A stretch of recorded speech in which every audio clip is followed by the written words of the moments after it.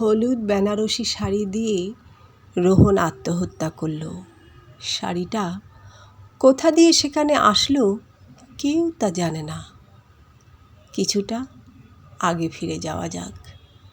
জমিদার ঘরের ছেলে রোহন, বড় পরিবার, কোনো কিছুই তার অভাব নেই। তবুও সে বন বিভাগের চাকরিটা বেছে নিয়েছে। তার একাকিত্বে জীবনের মাঝে গ্রামের মিষ্টি মধুর পরিবেশ তার মনকে ছুঁয়ে যায়। এসব নিয়ে রোহন বেশ আছে। রোহনের এখন বিয়ে করার একদম ইচ্ছে নেই। রোহনের মা প্রায় 100টা চিঠিতে রোহনের বিয়ের কথা বলতে বলতে হাঁপিয়ে গেছে। এখন রোহনের মা বিয়ের কথা বলা প্রায় বন্ধই করে দিয়েছে। শ্রী চরণেশু দাদা, আশা করি তুমি কুশলেই আছো।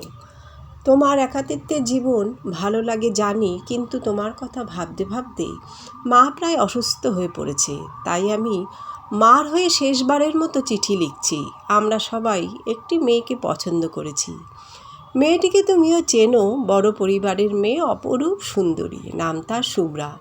স্কুল অবধি সে পড়াশোনা করেছে। ফটো পাঠালাম, ফটোটা দেখলেই বুঝতে পারবে কতটা সে সুন্দরী। শুভ্রার ঘরের ঠিকানা পাঠালাম।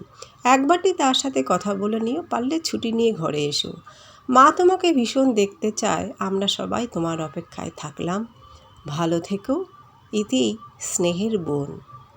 রোহন চিঠি খুলে ফটোর দিকে তাকিয়েই থাকলো। সেই শুভ্রা, অপরূপ তার চেহারা। একবার দেখলে আর চোখ ফেরানো যায় না। একসাথে স্কুলের গণ্ডি অবধি ছিলাম। শুভ্রার কোনোদিনই পড়াশোনা সেরকম ভালো লাগতো না, তবে ও হাতের কাজে নিপুণ ছিল। প্রত্যেকবার আঁকা প্রতিযোগিতায় শুভ্রার প্রথম হতো। শুভ্রার স্কুলের গণ্ডির পরে সেরকমভাবে আর ওর সাথে দেখা হয়নি। আমি স্কুল কলেজ পেরিয়ে নিজের জগতে ব্যস্ত হয়ে পড়লাম। ওদের পরিবারের সাথে আমাদের পরিবারেরও ভালোই আসা যাওয়া ছিল। আসলে ওদের ঘর আমাদের গ্রামেই ছিল। এখন ওরা অনেকটাই দূরে চলে গেছে। তারপর দিয়ে সেরকমভাবে ওদের সঙ্গে আর যোগাযোগ নেই। স্কুলের সমস্ত আঁকার কাজ শুভ্রাই করে দিত আমায়। ওই যে বললাম, শুভ্রা আঁকাতে দারুণ ছিল। শুভ্রাকে আমার সবসময় খুব ভালো লাগতো। সেটা শুধু বন্ধুদের ভালো লাগা না অন্য কিছু, সেই বয়সে বুঝতে পারিনি। শুভ্রা আমার দিকে দূর থেকে দেখতেই থাকতো, আমিও দেখতেই থাকতাম। তবে ওই পর্যন্তই। কাছে আসলেই দুজনের মুখের ভাষা ফুরিয়ে যেত। শুভ্রা খুব লাজুক মেয়ে ছিল। জানি না এখন কেমন হয়েছে। কলম আর কাগজ নিয়ে ফটো দেখতে দেখতে কোথায় যেন হারিয়ে গেছিলাম। প্রিয়তমা শুভ্রা, কেমন আছো? আমাকে তোমার মনে আছে কি না জানি না, কিন্তু আমি তোমাকে এখনও ভুলতে পারিনি। এতদিন অবধি ভেবেইছিলাম বিয়ের বাঁধনে আর বাঁধব না। একাকিত্বের জীবনটা ভালোই চলছিল। বলে না, জন্ম মৃত্যু বিয়ে বিধাতার লিখন, হয়তো তোমার জন্যই সব থেমেছিল। মা চিঠিতে বিয়ের কথা বলতে বলতে হাঁপিয়ে গেছে। তোমার ফটো দেখে শুধু দেখতেই ছিলাম। স্কুলের দিনগুলো সত্যিই খুব সুন্দর ছিল। মনে আছে শুভ্রা, জীবন বিজ্ঞানের সব আঁকা তুমিই এঁকে দিতে। তোমার হাতের আঁকার মধ্যে যেন প্রাণ লুকিয়ে থাকতো। আজও আমি ভুলতে পারিনি। তোমাকে দেখার পর সত্যি আর কিছুতে মন বসছে না। সারাদিন তোমার ফটোর সাথেই কত কথা না বলি। মনে হচ্ছে ছুট্টে তোমার কাছে চলে যাই। খুব দেখতে ইচ্ছা করছে তোমায়। জানো শুভ্রা, এই জঙ্গলে আমার দারুণ লাগে। সাথে থাকার মধ্যে একজন চাকর আর রাঁধুনি আর মালি। সন্ধে হলে এরা নিজেদের ঘরে চলে যায়। জোনাকিদের আলো আর ঝিঝি পোকার ডাক, চারিদিকে নিস্তব্ধ। একরকম অভ্যাসই হয়ে গেছে। তেমন কোনো অসুবিধা আজ অবধি হয়নি বললেই চলে। ভোরে কোকিলের সুমধুর কণ্ঠস্বর আর মৃদুমন্দ বাতাস, চাঁদনি রাত্রে জ্যোৎস্নার আলোয় স্নান করা আর হাতে এক কাপ চা, মনটা যেন আমার খুশিতে ভরে যায়। আর ঘরে টিমটিম করছে লণ্ঠনের আলো। এইসব নিয়ে বেশ দারুণ আছি। ঘর কিন্তু সব অগোছালো। তুমি এসে তোমার নিজের মতো করে গুছিয়ে নিও। চাঁদনি রাতে আমরা দুজনে বারান্দায় বসে চা খাবো। যখন জ্যোৎস্নার আলোয় তুমি যখন আলোকিত হয়ে উঠবে, তখন তোমার এই সুন্দর মুখটা আরও সুন্দর দেখাবে। মৃদুমন্দ হাওয়ায় তোমার চুলগুলো যখন এলোমেলো উঠতে থাকবে, আমি শুধু তোমার হাতের উপরে হাত রেখে তোমাকে শুধু দেখতেই থাকবো। তুমিও কি দেখবার জন্য আমার মতো এতটাই উৎসুক? জানিও চিঠিতে। ভালো থেকো। তোমার চিঠির অপেক্ষায় রইলাম। শেষ করলাম। ইতি তোমার রোহন। স্নেহের বোন। একটা চিঠি লেখা শেষ করে আরেকটা চিঠি লেখা শুরু করলাম। শুভ্রা আজও এত সুন্দর, ফটোতেই আমি চোখ ফেরাতে পারছিলাম না। শুভ্রাকে দেখবার পর বিয়ে না করার ব্রত আমি ভেঙে দিলাম। মার শরীর এখন কেমন আছে? মাকে বলিস আমার বিয়ে নিয়ে আর চিন্তা করতে না। শুভ্রাকে দেখবার জন্য মন প্রাণ ব্যাকুল হয়ে গেছে। ছুটির জন্য আবেদন করেছি। শ্রী চরণেশু, আশা করি ভালোই আছো। এখানে সবাই ভালো আছে। তোমার মতো আমারও একই অবস্থা। মনে হচ্ছে কবে তোমার সাথে দেখা হবে। তুমি লিখেছ জ্যোৎস্না রাত্রির কথা, মনে হচ্ছে সেদিনটা কবে আসবে। বারান্দায় বসে চাঁদের আলোয় আমরা দুজনে দুজনের হাত রেখে শুধু দুজন দুজনকে দেখব। তোমার ঘর গোছানোর দায়িত্ব আমি নিলাম। সেই স্কুলের গণ্ডির পর আর আমাদের দেখা হয়নি। খুব ইচ্ছে করছে তোমাকে দেখতে। অপেক্ষায় থাকলাম। সুস্থ থেকো, ভালো থেকো। এটি তোমার শুভ্রা। শ্রী চরণেশু দাদা ভাই, আশা করি ভালোই আছো। মার শরীর আগের দিয়ে অনেকটা ভালো আছে। পিসিরা সবাই এসে গেছে। বড়রা সবাই মিলে তোমার বিয়ের দিনটা ঠিক করে এসেছে। 16ই ফাল্গুন তোমার বিয়ে ঠিক হয়েছে। ঘরে কাউর চোখে ঘুম নেই। মা তো বলেই দিয়েছে ছোট ছেলের বিয়েতে যেন কোনো ত্রুটি না থাকে। কেনাকাটা অনেকটাই হয়ে গেছে। প্রণামী শাড়ি ঝিচাকর মিলিয়ে 50টা শাড়ি কেনা হয়েছে। সবকটা শাড়িগুলো সব দেখবার মতো হয়েছে।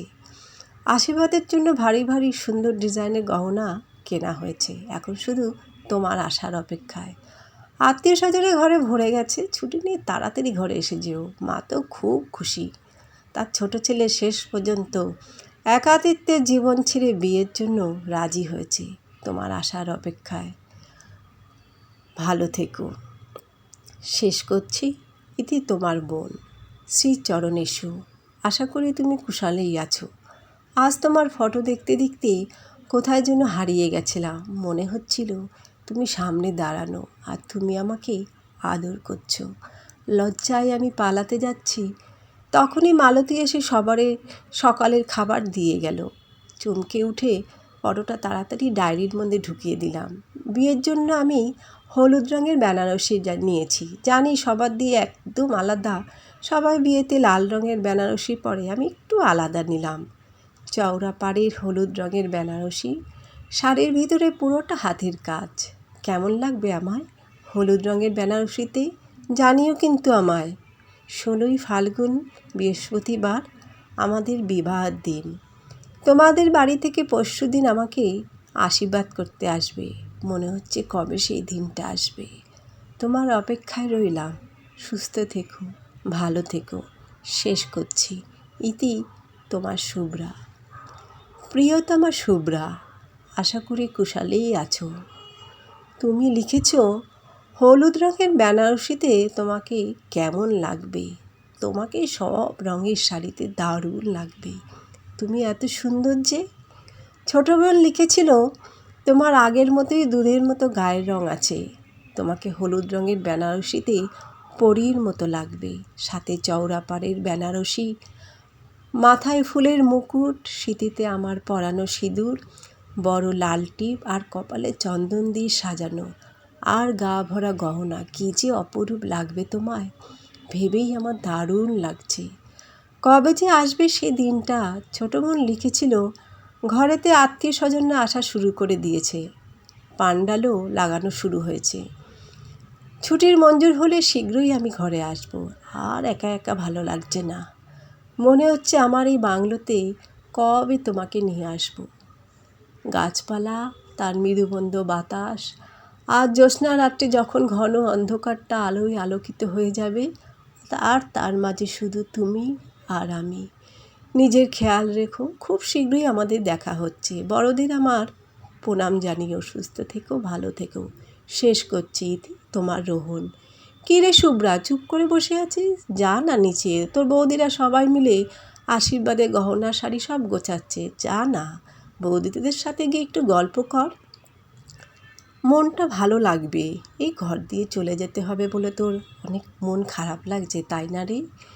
এই দিনটা সব মেয়েদের জীবনে আসে, সবাইকেই মেনে নিতে হয়। যা ভালো শ্বশুরবাড়ি পেয়েছি, সেখানে তোর আসতেই ইচ্ছা করবে না। তোর শ্বশুরবাড়ি দিয়ে এত সুন্দর সুন্দর শাড়ি, ভারী ভারী সুন্দর ডিজাইনের গহনা পাঠিয়েছে, সে দেখবার মতো। রুচি মর্যাদা আছে বলতে হবে। চাকরদের জন্য দামি দামি শাড়ি পাঠিয়েছি, তোর শাশুড় মায়ের জন্য কিন্তু সাদা রঙের বেনারসি নিয়েছি, আর তোর ছোটো ননদের জন্য মেরুন রঙের বেনারসি নিয়েছি। ভালো লাগবে না বল? অল্প বয়স, মেরুন রঙের শাড়িতে তোর ছোটো ননদকে দারুণ লাগবে। আহ মা, একটু চুপ করো না, ভালো লাগছে না আমার শরীরটা। কী রে, অনেক খারাপ লাগছে নাকি? ডাক্তারবাবুকে ডাকবো? না না, সেসব দরকার নেই, বিশ্রাম নিলেই ঠিক লাগবে। ঠিক আছে, তুই বিশ্রাম নে, মালতীকে বলছি তোর জন্য জুস পাঠিয়ে দিতে। শুভ্রার মাথাটা খুব ঘোরাচ্ছে, হঠাৎ বমি বমি লাগছে, সারা শরীরটা অসাড় হয়ে আসছে। বমির বেগ সামলাতে সামলাতে বাথরুম অবধি কোনো রকম পৌঁছাতে না পৌঁছাতেই হুড় করে রক্ত বমি হলো। ওখানেই শুভ্রা মাথা ঘুরে পড়ে গেল। মালতী জুসের গ্লাস হাতে নিয়ে ঘরে ঢুকতে দিদিমণিকে দেখতে না পেয়ে খুঁজতে থাকলো। বাথরুমের দরজায় আওয়াজ দিল, তাতেও কোনো শব্দ পেল না। ঠেলে ভিতরে ঢুকে দেখে চারিদিকে রক্তের বন্যা বইছে, তার মধ্যে দিদিমণির শরীরটা পড়ে আছে। মালতী ভয়ে চিৎকার করতে লাগলো। সবাই ছুটতে ছুটতে এসে দেখে রক্ত বমিতে মাখানো শুভ্রার শরীরটা বাথরুমের ভিতর পড়ে আছে, সারা শরীর ঠান্ডা, হৃদস্পন্দনের কোনো আওয়াজ নেই, হাতের নাড়িও আর চলছে না। এক মুহূর্তে যেন সব শেষ হয়ে গেল। সবাই নিস্তব্ধ। কী করে, কেমন করে হলো এসব? চিকিৎসার সময়টুকু পর্যন্ত দিল না শুভ্রা, সব শেষ হয়ে গেল। শুভ্রার মা পাগলের মতো কান্না করতে লাগলো। শুভ্রা জন্মানোর পর এক জ্যোতিষী শুভ্রার মাকে বলেছিল শুভ্রার অকাল মৃত্যু হবে, শুভ্রার কপালে বিয়ের যোগ নেই। সেটা আজ সব সত্যি হয়ে গেল। শুভ্রার মা এসব কথা তখন বিশ্বাস করেনি, আর কাউকে কোনোদিন বলেও নি। মুহূর্তের মধ্যে সব কেমন থেমে গেল। প্রায় 7 দিন পর রোহন আর চাকরিতে যায় না, সারাদিন ঘরে বসে কার সাথে যেন কথা বলে। রোহনের ঘরের দরজা সবসময় বন্ধ থাকে। রোহনের বৌদি বলে, ঠাকুরপো, জীবনটা কি কাউর জন্য থেমে থাকে? তুমি আবার নতুন করে জীবনটা শুরু করো, তোমাদের আর বিয়ে তো হয়ে যায়নি। রোহন রেগে চায়ের কাপ উঠানে ছুঁড়ে ফেলে দেয়। আমার বিয়ে হয়ে গেছে, তোমরা দেখতে পাচ্ছ না? আর যখন কোনো খাবার দেবে, দুজনের জন্য দেবে। আচ্ছা, তোমার আক্কেলটা কি? নতুন বিয়ে করা জুরির ঘরে আওয়াজ দিয়ে ঢুকতে হয় না? যাও এখন তুমি এখান দিয়ে, বলে রোহন দুম করে বৌদির সামনে দরজাটা বন্ধ করে দিল। ঘরের সবাই যেন হতবাক। এ কী বলছে রোহন? মাথাটা খারাপ হয়ে গেল না তো? দিন দিন রোহনের পাগলামি আরও বাড়তে থাকে। রোহনের ঘর দিয়ে সব সময় দুজনের কথা বলবার আওয়াজ পায়। রোহনের মা 1 গ্লাস দুধ নিয়ে রোহনের ঘরে নিয়ে যায়। রোহন বলে, মা, তোমার ছোটো বৌমার জন্য দুধের গ্লাস কোথায়? রোহনের মা বলে, কি বলছিস কি এসব তুই? সব কিছুর একটা সীমা আছে, যে চলে যায় সে আর ফিরে আসে না। নতুন করে আবার সব শুরু কর, কাউর জন্য জীবন থেমে থাকে না। রোহন পাগলের মতো ঘরের দিকে তাকিয়ে তাকিয়ে চিৎকার করে বলতে থাকে, দেখেছো শুভ্রা, তোমার থেকে সবাই আমাকে আলাদা করতে চায়। তুমি থাকতে আবার সবাই আমাকে বিয়ে দিতে চায়।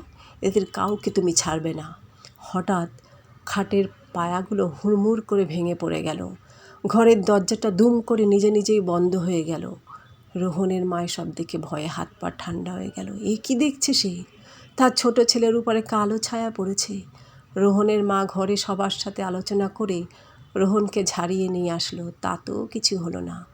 রোহন সেই একা ঘরের মধ্যে দরজাটা বন্ধ করে কার সাথে যেন কথা বলে।